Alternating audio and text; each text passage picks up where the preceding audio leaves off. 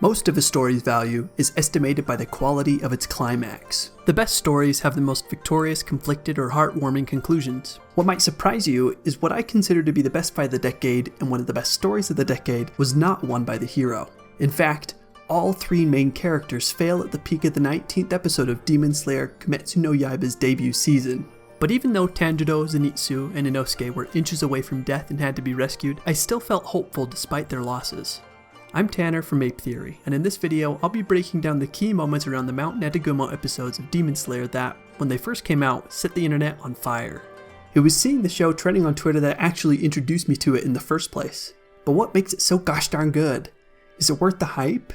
The answer to the second question is a resounding yes, for me at least. The answer to the first question takes a little longer to explain. It's tough to analyze every aspect of the climax and say objectively that one element is definitively stronger than another. Everything about it, from the music to the sound design to the animation, works together to deliver a singular, unforgettable moment. But what really steals the show in that final scene is the story. More specifically, how the brilliant Koyuharu Gotuge, apologies for my pronunciation, writer and artist for the Demon Slayer manga, develops characters and juxtaposes them to villains aimed at highlighting their strengths, weaknesses, and fears. Before we get into the heart of the story, let's hit a couple of definitions because contrast is going to come up a lot. Contrast is an element of design used to grab your attention. It's relatively easy to recognize how contrast applies to visual art. Value, color, texture, shape, line, patterns. The iterations and combinations are virtually endless. But contrast isn't exclusive to art. I actually think it's less a principle of design than it is a fact of life. People in the world who understand it best apply contrast to everything they create. What I'm going to talk about specifically, and what Ape Theory is all about, is story.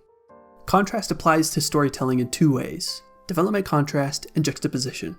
Development contrast is when a character changes. I know that is a really ambiguous statement, so I'll establish some parameters to give you a better idea of what I mean. A story happens when an event challenges the way a character sees the world, and the development is how they adapt to their new circumstances. Think of a character's development like a spectrum that unfolds as the story progresses. The contrast is from who they were before the plot began and who they become after they've changed internally because of it. Development contrast is like cooking a raw chicken. Before it becomes a delicious meal, it has to undergo changes that take time and energy. While you don't have the squawking bird to compare it to in the flesh, you can still appreciate the final product because you remember what it was like before it became good eaten. I'm going to talk later about how Inosuke and Zenitsu's battles with their demons are examples of development contrast. The biggest difference between development contrast and juxtaposition is that juxtaposition requires more than one element. Sticking with our cooking analogy, juxtaposition is like if you were to complement the lonely poultry with a side of veggies. They're not strictly opposites from one another, but they do have distinct differences. Color, taste, texture, smell, etc. In a story, an author can juxtapose locations, symbols, concepts, whatever. You'll also see later how Tanjiro and Rui's battle is an amazing example of juxtaposition.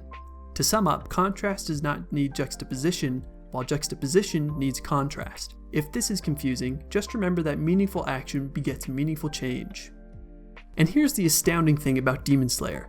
It doesn't just have well-designed characters with harmonious personalities. These characters' backgrounds and their external plot in the show were meticulously considered to tell a story with compelling development contrast. And this is the real meat and potatoes of this video, how Demon Slayer juxtaposes Inosuke, Zenitsu, and Tanjiro to their opponents in the Mount Nakagawa episodes to spotlight the internal struggles they face.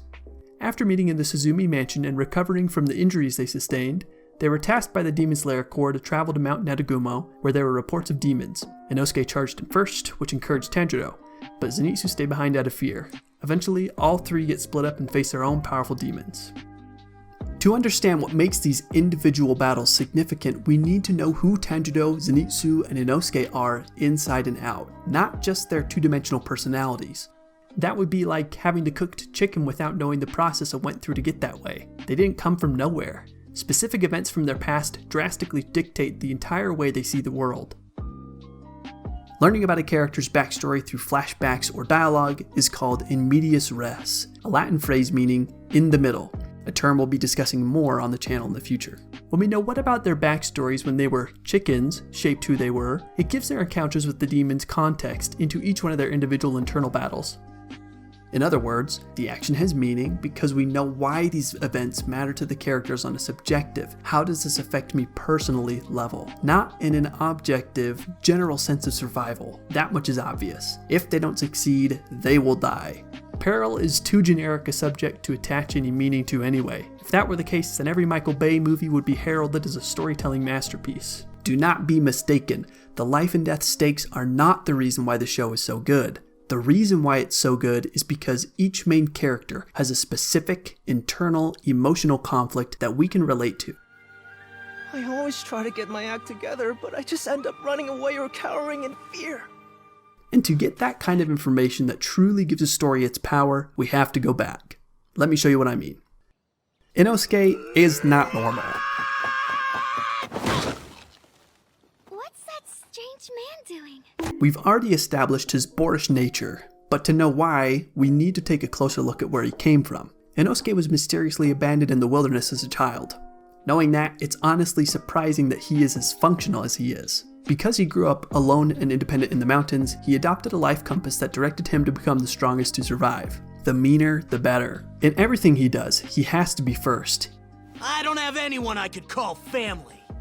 Only one thing gives me comfort in this world, and that's testing my strength against others. Even if it means harming himself, because his life experience taught him that in order to prosper, you have to be willing to risk everything to be at the top of the food chain. I'm going to refer to this childhood, life-taught experience that largely leads to determining one's personality as a paradigm. People have a hard time understanding Inosuke, and vice versa, because most people raised in society are taught to work with others, and Inosuke's life has been a dash to the finish line, not a relay race. His solo mindset explains why he won't even let Tanjiro bandage his wounds, because showing any sign of weakness means you become a target for predators. Inosuke thrived by living in his paradigm, relying on his own strength to become king of the jungle. Yeah, I did. But enough about that. Your wounds. Don't go showering me with your mushy sensitivity and kindness. I don't need it. You got that? After all, anything you can do, I can do too! The benefit there is that it made him a formidable foe in hand-to-hand combat, but there is always going to be someone stronger, better than you, and Inosuke finally beats his superior with Spider Daddy. Spider Daddy is the name I've given the roughly 10-foot tall, muscle-bound demon with nearly impenetrable skin. Inosuke was Tarzan in his turf, and it made him overconfident. When he trespassed on Spider Daddy's neck of the woods, he was just a fly caught in his web. Even though Giyu Tomioka comes to his rescue in the nick of time, Inosuke couldn't help but be a victim to his programming. Hold on a second! Fight me, Mr. Mismatched Outfit! You beat that member of the 12 Kizuki! And now, right here, I'm gonna beat you! Even though Inosuke fails, the fight still feels satisfying, because as he's being carted off the mountain wrapped in bandages, he admits that he isn't good enough. On my own, I couldn't bring down a single demon. Maybe I'm not that strong. If Inosuke didn't fight Spider Daddy, it wouldn't have shown him the errors in his paradigm. To Inosuke, survival means being the strongest on his own. His first step towards equilibrium is learning that there is always going to be something stronger than him. Failing against Spider Daddy is a prerequisite for him to change. So really, we aren't just watching Inosuke fight Spider Daddy because it looks awesome, and Spider Daddy isn't a tank for no reason. We are watching because we are invested in the way the characters will change internally because of how the plot makes them feel. This is the first and smallest example of development contrast. Inosuke changes from raw chicken, believing he has conquered the world, to cooked chicken, realizing he isn't strong enough on his own. Well, maybe he isn't entirely cooked. The chicken has been taken out of the package and slapped onto a pan, but it's still changed, no matter how small. And now let's talk about Zenitsu, my favorite character in the show. Zenitsu's path is perhaps the cleverest example of development contrast I've seen. In his battle with another member of the Spider Clan family, Poisonous Brother. Our expectations of what a demon slayer, an expert swordsman, is supposed to be has already been established by what we know about Tanjiro, and Zenitsu breaks every convention except that he is dressed like one. Unlike Tanjiro and Inosuke, he is an absolute coward. When I first watched his introduction, he was extremely annoying. His personality was so caricaturized that I got to the point where he was off-putting. I mean, seriously. So scared, terrified, frightened! He needs to relax. But they want you to feel that way on purpose. The more obnoxious he is, the more truly we feel that he is worthless. And the more worthless you think he is, the more it makes the rare moments when he is competent that much more outstanding. When he first fainted from fear, I was not surprised at all. What did surprise me though, was when he totally transformed into an unstoppable, fast-as-lightning warrior. The shocking thing is how far they take his lack of ability to defend himself. He literally must be unconscious in order to fight. It's this exaggerated change, or character motion, from one thing to another, from helpless to hero, that catches our attention. Even though he is perhaps the most hopeless of the three, Zenitsu is the only one who manages to slay his demon on Mount Netegumo, but he doesn't even know it. The answer as to why he is like this is found in his past. Zenitsu is a hapless romantic. I mean, the poor kid was literally struck by lightning while cowering in the branches of a tree to avoid his training. Which is to demonstrate that bad things just seem to happen to him. His bad luck is reflected in his interactions with other people, especially when it comes to girls. Because he wants to fall in love and be loved so badly, it makes him an easy target for predators. In a flashback, Zenitsu recalls falling in love with a girl and realizing too late that she was taking advantage of him in some kind of scheme which put him in great debt. An old man found Zenitsu working like a slave and took pity on him. He would pay Zenitsu's debt, but only if he agreed to become his student. Zenitsu, not knowing entirely what was in store for him, but wanting to be free of his bonds, agreed to it hesitantly and began his training as a demon slayer. Gramps, the affectionate nickname Zenitsu gives the old Hashira, put him through grueling exercises to build his stamina and strength. But for whatever reason, Zenitsu wanted to quit. The training was painful and he never saw any improvement. He believed he was wasting Gramps' time and would rather spend his life slowly chipping away at his debt for the approval of a girl taking advantage of him. But Gramps wouldn't let Zenitsu leave, no matter how hopeless he was. This surprised Zenitsu, because his life experience taught him that as soon as he showed his true nature, people abandoned him. Friends, even his family, all left Zenitsu, and he blamed himself for it. If you mess up or cry or run away even once, everyone says, "Oh, this guy's no good," and walk away.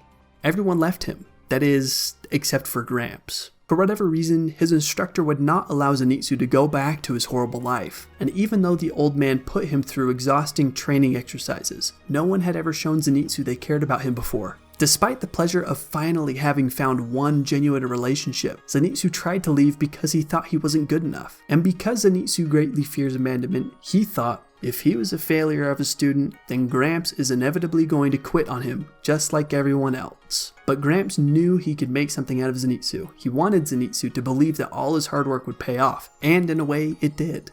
But he never knows it. When Zenitsu is left at the foot of Mount Netegumo by his friends, he is reminded of his fear of being abandoned. In his mind, Tanjiro and Inosuke ditched because he was a coward. His paradigm of believing that people leave him because it's his fault triggered an emotional spiral, like it always does. He becomes depressed, he hates himself, and quits. People leaving him is confirmation for his bias that he is so unlucky, unlovable, and worthless, there's no point in even trying. Good for nothing.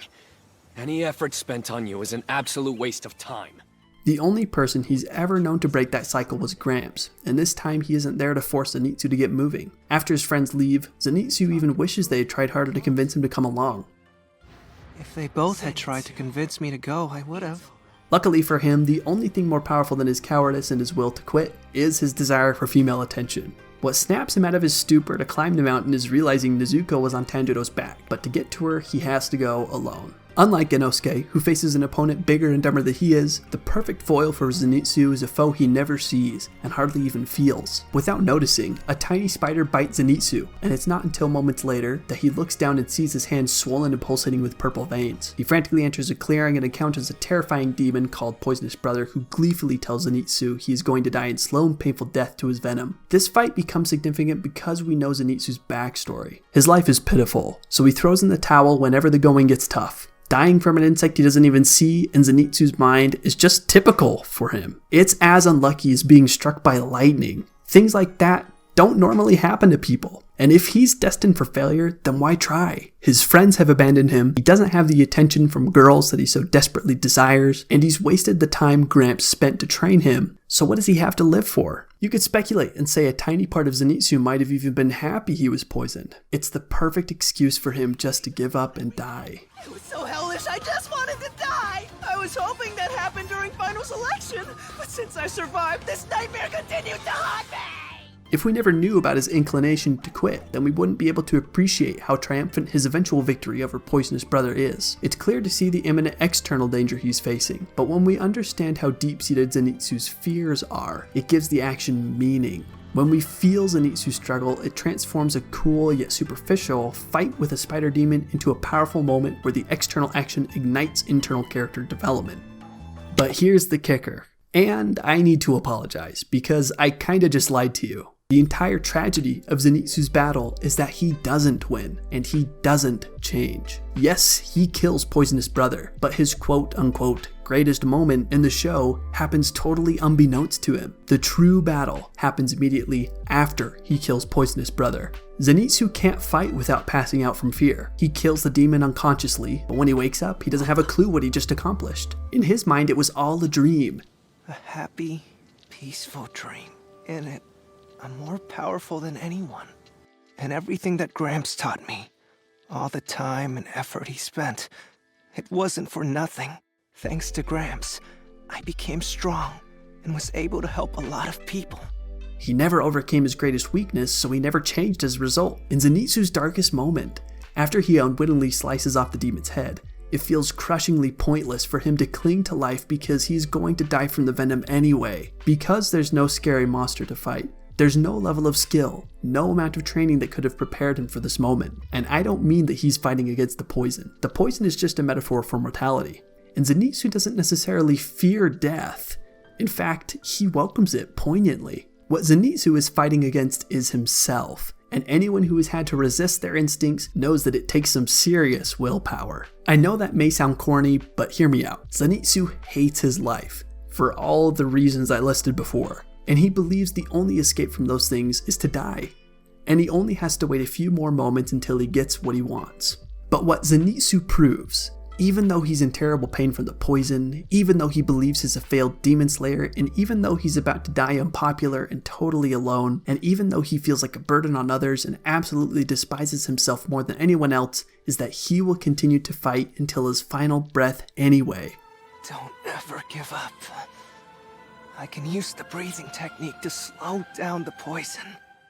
What Gramps understood that he wanted to impart to his young ward was that despite all the immeasurable pain and hardship of life, it's worth living, because it's the only thing that we truly own. And that is the contrast of this character that makes him so appealing. Despite his powerful desire to die, he chooses to live. He saves himself because of what Gramps and Tanjiro will do to him if he doesn't. But I don't think he's scared of being yelled at or punched. I think he's scared of how they'll feel when he's gone. Don't try to take the easy way out, or Gramps will let you have it. Yeah, and Tanjiro's gonna yell at you too. And that's okay. But the motivation won't last forever. I hope that over time his motivation to live will evolve to a higher level, hopefully to the point where he'll never want to take his own life ever again. But for now, doing it for the people that love him is enough. And that is where his internal change comes from. It's not because he killed Poisonous Brother. He doesn't know that he did that. It's because he changes to appreciate what time he has left on Earth for his loved ones despite all the chaos. While the other two characters show us how development contrast works, Tanjiro's battle is the clearest and best example of juxtaposition. Up until this point, Zenitsu and Inosuke's stories are more about showing them change from one thing to another. But Tanjiro doesn't change during his battle the way his friends do. The purpose of this fight is to shine a spotlight on Tanjiro's greatest strength by juxtaposing him against an antagonist that opposes his values. I think these episodes, and maybe the entire season, analyzes different kinds of relationships, good, bad, and everything in between. Tanjiro relies heavily on his family, even though they were taken away from him. Zenitsu blames himself for everyone who's abandoned him, and Inosuke has never been around other people and relies on himself, which is more juxtaposition. The Mount Nataguma episodes in particular are filled with symbolism and metaphors to support this main idea. The spider silk is a symbol of a bond. Spiders are the perfect metaphor for Rui's demon family because they forge homes of elaborate web networks to ensnare their prey but will sometimes cannibalize each other. The first group of 10 demon slayers who enter the forest are strung up and kill each other against their wills, a very direct example of a group not working together and cannibalizing itself. All these elements build up to the theme or the overall message of the narrative of relying on people you trust and working together to succeed. Because the show up until this point has all been about Tanjiro, it can spend less time flashing back to his past like it did with Inosuke and Zenitsu, and more time explaining who the demon he has to face is, Rui, creator of the Spider Clan, as well as a member of Muzan Kibutsuji's best demon kind. Juxtaposing Rui to Tanjiro highlights Tanjiro's greatest strength, which is his bond of trust. When Tanjiro finds Rui punishing his quote-unquote sister, he insults Rui by calling their bond forged. Even if he doesn't realize it, in every major challenge Tanjiro has had to overcome, he's relied on his bonds of trust to get through it.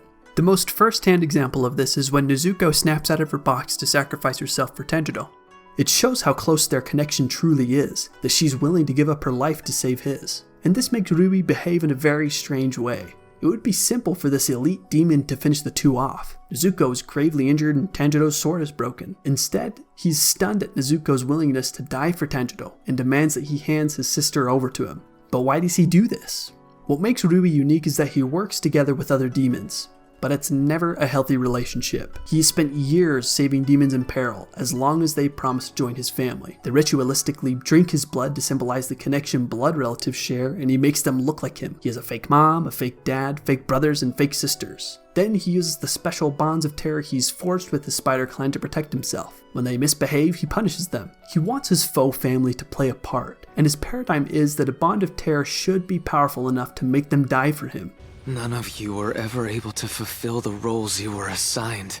Not once in your entire life. And their death will be proof that they genuinely love him. But no matter how obedient they are, it isn't enough. For some reason, there is an itch he cannot scratch. Rui is in a constant state of buzzing internal pain, but he doesn't know why. There's something specific about his past, a bothersome mistake that he made that he can't remember. Rui's misguided ideas about bonds come from when he was a sickly human boy who wanted nothing more than to be a normal lad and to have a healthy body. Muzan Kibutsuji visited him and granted his wish, but having a powerful demon body meant he needed human flesh to sustain himself. His parents lamented his transformation, but agreed to keep him hidden and safe because they still loved him. When he couldn't resist the urge to eat any longer, Rui killed someone in the village and feasted on their flesh. His parents were startled at what they found, and that night they decided to kill the monster their son had become. The father, trembling, holding a knife above Rui, apologized, before the boy snapped awake and killed his father. Then he killed his mother. As she lay dying, she told Rui they were planning on killing him and then killing themselves to atone for his murder. What Rui always wanted was someone to show him that they loved him so much they were willing to die for him.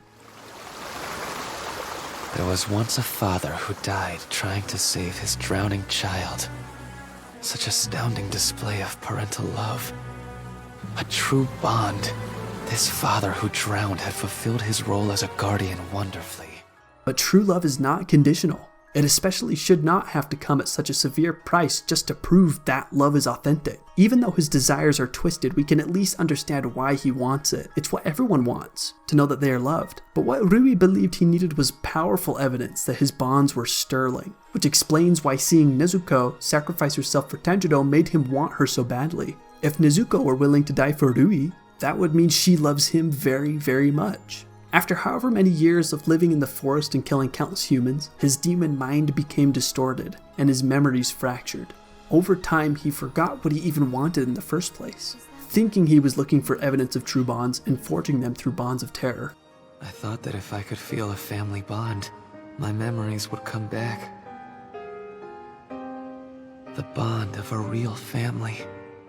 What he doesn't understand about Nezuko is that she is not a shield Tanjiro uses on command. Nezuko sacrificing herself for just anyone is not one of her innate qualities. Rather, it's something she does of her own free will and is a symptom of the bond of trust. Tanjiro and Nezuko's shared experiences, not their blood, is what attests their bond. And neither of them needs proof that it is genuine to be satisfied. Having Rui's paradigm to compare to Tanjiro's shows us the point of a bond of trust, and the flaws in a bond of terror.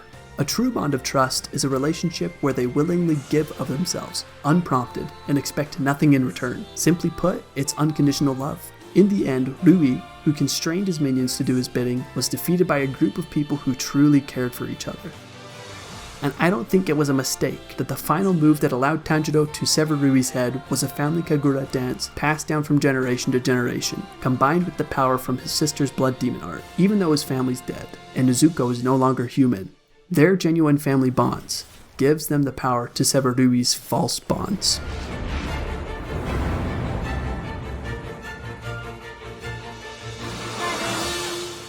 As Rui is dying, he has a moment of clarity and remembers his gravest mistake, murdering his parents, and the pain floods back. He realizes in his last moments that he had the bond he always wanted, and foolishly he severed it himself. Creating the Spider Clan was his attempt at replacing his parents to appease the pain of missing them and escape the guilt he felt for killing them. But it never felt right. Tanjiro watches Rui's stumbling, headless torso and senses his pitted grief. He extends a loving hand and gently touches his back. The warmth reminds Rui of what he wanted to do, to apologize. And in a way, I believe this terribly tragic monster is able to redeem himself.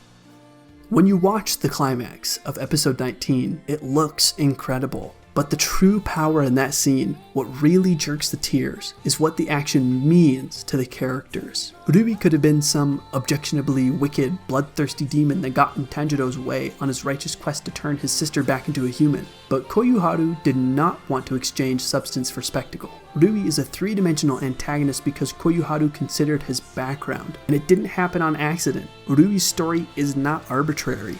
Koyuharu knew exactly what Rui's story would be because he already knew who Tanjiro was. Tanjiro is all about bonds of trust. His capacity for love is so expansive, it even has room for demons. And Rui is so concerned with taking from others that he can't even trust his own kind.